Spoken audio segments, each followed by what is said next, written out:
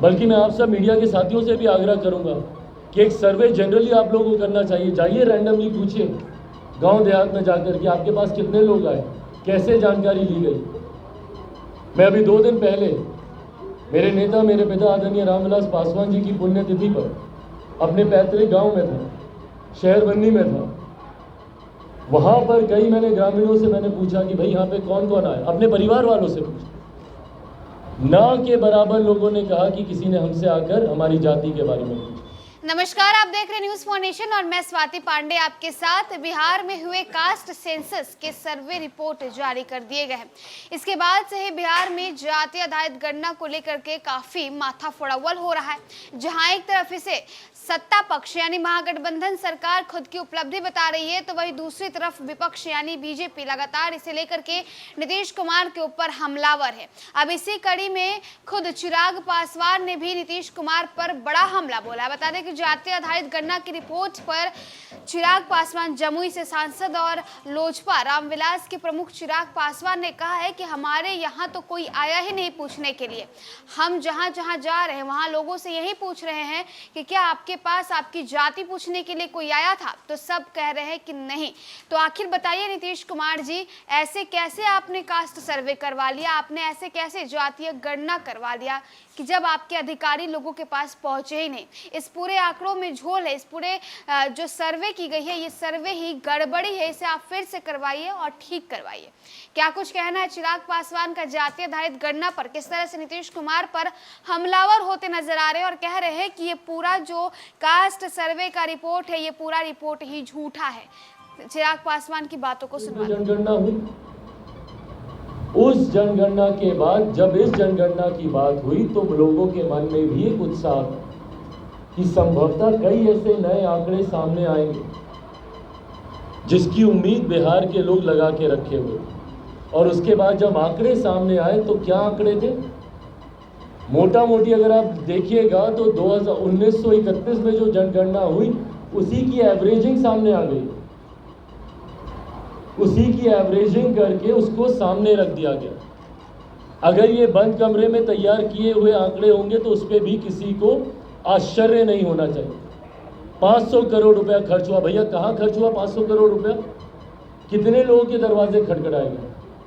बल्कि मैं आप सब मीडिया के साथियों से भी आग्रह करूंगा कि एक सर्वे जनरली आप लोगों को करना चाहिए। जाइए रैंडमली पूछिए गांव देहात में जाकर कि आपके पास कितने लोग आए, कैसे जानकारी ली गई। मैं अभी 2 दिन पहले मेरे नेता मेरे पिता आदरणीय रामविलास पासवान जी की पुण्यतिथि पर अपने पैतृक गांव में था, शहर बन्नी में था। वहां पर कई मैंने ग्रामीणों से मैंने पूछा कि भाई यहाँ पे कौन कौन आया, अपने परिवार वालों से पूछा। ना के बराबर लोगों ने कहा कि किसी ने हमसे आकर हमारी जाति के बारे में पूछा। तो भाई ये जनगणना हुई कैसे, भगवान जाने। और उसके जब आंकड़े सामने आए, स्वाभाविक से आंकड़े समीकरण की उन जातियों को बढ़ा चढ़ाकर इसमें दिखा दिया गया जिसके लाभ से या जिनके समर्थन से पिछले 33 साल से ये सरकार आती जाती रह रही है। उन लोगों की जातियों को बढ़ाकर और कई ऐसी जातियां, अनुसूचित जाति में छोटी जातियां हो, पिछड़ा वर्ग की छोटी जातियां हो, अति पिछड़ा वर्ग की जातियां हो, for that matter even upper caste की जातियों को कमतर करके इसमें दिखाने का इसमें प्रयास किया गया। और जिनसे इनको राजनीतिक लाभ लेना है, जिन समीकरण से राजनीतिक लाभ लेना है, उन चुनिंदा जातियों को बढ़ा चढ़ाकर इन्होंने दिखाने का काम। मुख्यमंत्री को जातिवादी सोच के अलावा और कुछ सूझता नहीं है। भाई को भाई में बांटते हैं। कल क्या खूबसूरत मिसाल पेश की बक्सर के लोगों ने, ना जाति देखी किसी की, ना धर्म देखी, भागे भागे सब गए बचाने के लिए जिससे जितना हो। पर अगर आप जाति की बात करते हैं तो फिर दीजिए सही मायनों में उनको सम्मान और बनाइए अति पिछड़ा वर्ग से, बनाइए अनुसूचित जाति से। भाई अनुसूचित जाति जनजाति पूरी अगर आप इसकी जमात को अगर आप देखिएगा, अनुसूचित जाति 19.6 और 1.6 अनुसूचित जनजाति, लगभग 22% के आसपास। क्यों नहीं बनेगा भैया इस वर्ग से? क्यों नहीं? अगर देश में अगर एक अनुसूचित जनजाति की महिला महामहिम राष्ट्रपति हो सकती है तो क्यों नहीं बिहार में एक उप मुख्यमंत्री हो सकता? ये तमाम बातें आपके माध्यम से जनता के बीच रखने का मेरा बस इतना ही मकसद है कि जो लोग बड़ी बड़ी बातें करते हैं और अपने आप के बड़े बड़े दावे करते हैं कि देखिए हमने क्या नहीं किया अलग अलग समाज के लिए। ये आईना है, ये आंकड़े उनके लिए कि बड़ी बड़ी बातें इन्होंने खूब की, पर बदले में क्या दिया? पिछले 3 दशक से मैरी गो राउंड की तरह सिर्फ 2 जातियों के बीच में कुर्सी का आदान प्रदान चल रहा है और बाकी एक बड़ी आबादी अनुसूचित जाति जनजाति को मिला दिया जाए लगभग 20%, अगर इसको जोड़ दिया जाए अति पिछड़ा 36%, 47, 56 और उसके बाद 20% आप जोड़ दीजिए इसको मुसलमानों को, 56 हो गया 66, 76, 76% लोग एकदम सत्ता से गायब है। और इन लोगों की हिस्सेदारी की बात ये लोग कर रहे हैं, इन लोगों की दुहाई देते देते जनगणना करवा रहे हैं और इसी के आधार पर देश के बड़े बड़े विपक्षी नेता अलग अलग राज्यों में जाकर कर रहे हैं। भाई पहले बिहार आए ये लोग अपनी बैठक के लिए, अपने लाभ के लिए, तमाम ये विपक्षी दलों के गठबंधन के तमाम घटक दल वैसे तो बिहार आ जाएंगे, अब आए ना बिहार, आए बिहार और बोले कि भैया जो चीजें जो जातीय जनगणना आपने की है उसके आंकड़े अब सार्वजनिक हो गए हैं, अब इसको मंत्रिमंडल में भी अब इसको लागू किया है। तब हम लोग मानेंगे कि हाँ भैया इसका लाभ है, अब करवाइए आप लोग राजस्थान में, करवाइए मध्य प्रदेश में, जहाँ जहाँ पे भी आपको करवाना, छत्तीसगढ़ में 37 में जनगणना हुई। उस जनगणना के बाद जब इस जनगणना की बात हुई तो लोगों के मन में भी एक उत्साह था कि संभवतः कई ऐसे नए आंकड़े सामने आएंगे जिसकी उम्मीद बिहार के लोग लगा के रखे हुए। और उसके बाद जब आंकड़े सामने आए तो क्या आंकड़े थे? मोटा मोटी अगर आप देखिएगा तो 1931 में जो जनगणना हुई उसी की एवरेजिंग सामने आ गई, उसी की एवरेजिंग करके उसको सामने रख दिया गया। अगर ये बंद कमरे में तैयार किए हुए आंकड़े होंगे तो उस पर भी किसी को आश्चर्य नहीं होना चाहिए। 500 करोड़ रुपया खर्च हुआ। भैया कहाँ खर्च हुआ 500 करोड़ रुपया? कितने लोगों के दरवाजे खटखटाए गए? बल्कि मैं आप सब मीडिया के साथियों से भी आग्रह करूंगा कि एक सर्वे जनरली आप लोगों को करना चाहिए। जाइए रैंडमली पूछिए गांव देहात में जाकर कि आपके पास कितने लोग आए, कैसे जानकारी ली गई।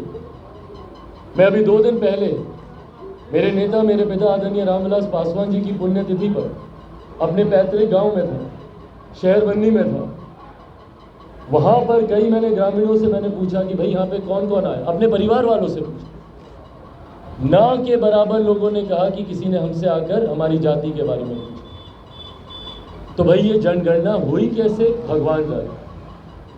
और उसके जब आंकड़े सामने आए, स्वाभाविक से आंकड़े समीकरण की उन जातियों को बढ़ा चढ़ाकर इसमें दिखा दिया गया जिसके लाभ से या जिनके समर्थन से पिछले 33 साल से ये सरकार आती जाती रह रही है।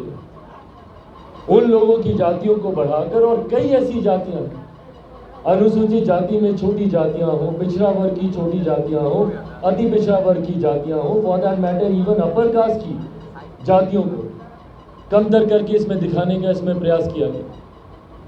और जिनसे इनको राजनीतिक लाभ लेना है, जिन समीकरण से राजनीतिक लाभ लेना है, उन चुनिंदा जातियों को बढ़ा चढ़ाकर इन्होंने दिखाने का काम। हर मोर्चे पे जाके कि भाई पिछड़ा वर्ग की महिलाओं का इसमें आरक्षण होना चाहिए, रिजर्वेशन विद इन रिजर्वेशन होना चाहिए, बिल्कुल होना चाहिए प्रभु।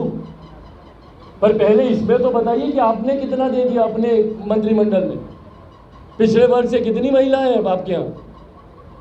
और क्यों नहीं एक पिछड़े वर्ग की महिला को आप मुख्यमंत्री बना देते? रेणु कुशवाहा जी यहाँ पर बैठी हैं, क्यों नहीं बनाते बताइए? ये दर्शाता है इनका कि इनकी सोच क्या है। महिलाओं की बात करेंगे, महिलाओं को आरक्षण देने की बात करेंगे। भाई इसके लिए आपको प्रधानमंत्री जी की स्वीकृति की जरूरत थोड़ी है। मंत्रिमंडल में फेरबदल तो मुख्यमंत्री जी चाहे तो तुरंत प्रभाव से कर सकते हैं, 1 घंटे के भीतर कर देंगे। तो लागू करके दिखाइए। देश के बड़े बड़े नेता बोलते हैं कि ब्यूरोक्रेसी में होना चाहिए। भाई वो तो कैडर सिस्टम से आ रहा है, होते होते जब वो होगा होगा। पर बोले, राहुल जी बोलते हैं ना, तो आके बताएं मुख्यमंत्री नीतीश कुमार जी को कि भाई आप अपने मंत्रिमंडल में इसको सबसे पहले लागू कीजिए और पुनः गठन कीजिए अपने मंत्रिमंडल का, कैबिनेट को पूरा रिशफल कीजिए और इसके आधार पर जो जनगणना आपने जारी की है उसके आधार पर एक नया मंत्रिमंडल बनाए।